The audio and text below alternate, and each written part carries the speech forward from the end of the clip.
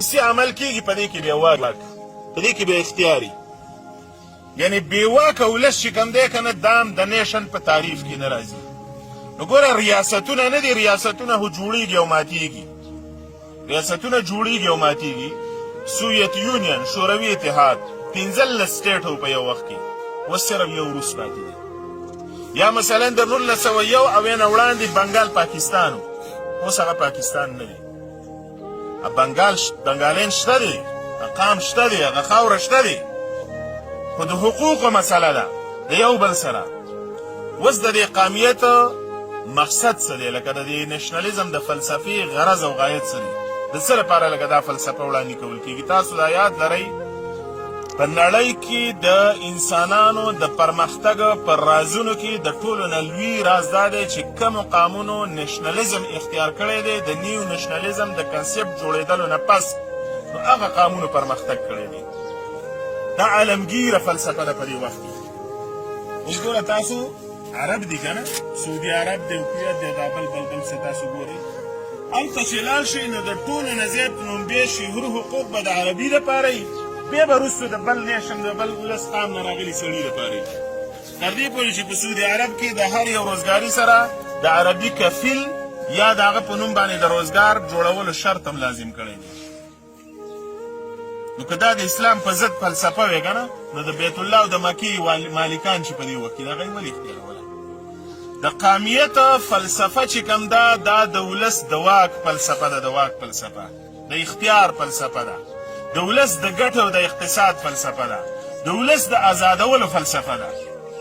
اوس سوال دا دی که نه، سوچ دا دی چې دا فلسفه به جوړېږي څنګه، یا دا ولس به بچ کېږي څنګه، کامیابېږي به څنګه په دې کې؟ نو ولسونه په یو ورځ باندې کامیابۍ ته نه رسي، د ولسونو مزلونه دا په یو ورځ باندې لنډېږي نه، د دې لپاره مسلسل حرکت روان وي. خو خبره دا ده که نه، پښتانه وایي مکې ته ډېرې سپینې لارې تللي دي. یعنې دا نه چې زه ځمه بیت الله له، خو مخ چې کوم دی لکه دا د ډیلي په لور باندې زه وګرځوم، په لاره د ډیلي روان شم، نو د ډیلي په لاره باندې زه مکې ته نشم رسېدی، د مکې په لار باندې به تګ غواړي. ځکه موږ وایو چې که په دې وطن کې هر سیاسي ګوند دی، که هره سیاسي مفکوره ده، دا د دې وطن د مسایلو په حقیقتونو باندې ولاړ دی. خو زموږ خام ولس بل ځای ته راښکل، د بل چا لپاره زموږ استعمال او استحصال، دا زموږ په تباهي باندې تمامېږي. نو د قام پالنې فلسفه، د نشنلیزم فلسفه خالص د حقوق فلسفه ده، د ولس د نجات فلسفه ده، د ولس د خپلواکۍ فلسفه ده. او تاسو دا یاد لرئ کومو قامونو چې دا فلسفه اختیار کړې ده، نو هغه یې پرمختګ کړی دی، وړاندې تللی دی. نو دوه قسمه ریاستونه دي په نړۍ کې، یو داسې سټیټ شته دی، داسې سټیټونه شته چې په هغې کې یو قام اوسېږي. ځینې ریاستونه داسې شته دی چې په هغې کې نور بلها قامونه اوسېږي، ډېر قامونه اوسېږي، ګڼ قامي سټیټس دي، هغه په دنیا کې وجود لري. دا دواړه چې کوم دی د نیشن سټیټ په تاریخ کې راځي. نو دا د ساینسي انقلاب، د صنعتي انقلاب او بیا د ګلوبلایزیشن چې دا کوم بهیر رالی د نوآبادیاتي دور په دې تسلسل کې، نو څومره هم چې ریاستونه جوړ شوي دي، نو دا د نشنلیزم په فلسفه باندې جوړ شوي دي.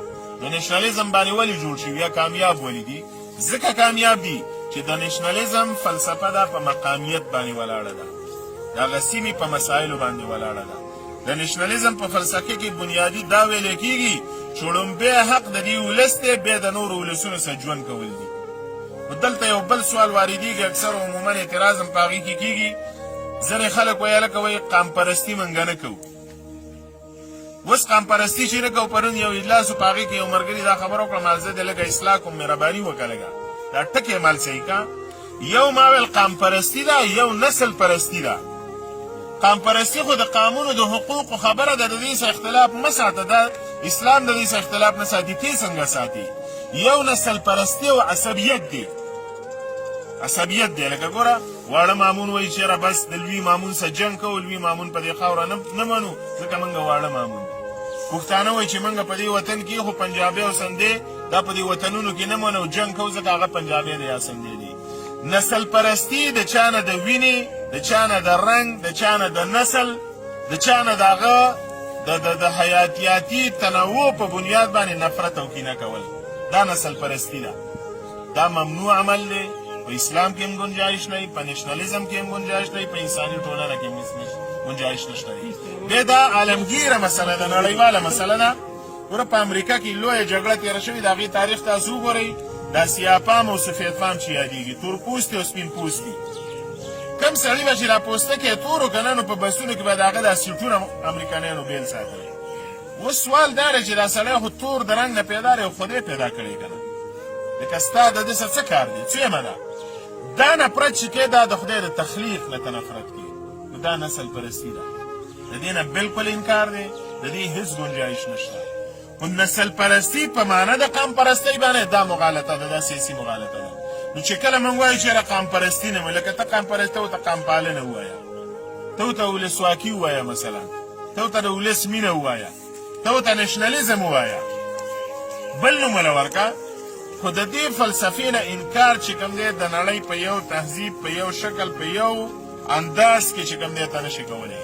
نتیجه به د هغې څه وي چې د کمو قامونو نه د قام پرستۍ ماده ویستلی شي، د کمو قامونو نه چې د قام پرستۍ سوچ ویستلی شي، نو د هغې په نتیجه کې به هغه قامونه ځپل کېږي، هغه به وهل کېږي، هغه به ډبل کېږي، هغه به لاندې ساتلی کېږي، هغه به ښکېل کېږي په دې نتیجه.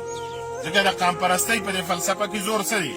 د قام پرستۍ په دې فلسفه کې زور دا دی چې د ولس خبره مخې ته راوړل دي، چې ولس ته څه ځینې، ولس ته څنګه ګوري، نو هغه شان ته کې د هغوی مسایلو ته اپروچ کول دي او هغه نړۍ ته او ریاستونو ته کېښودل.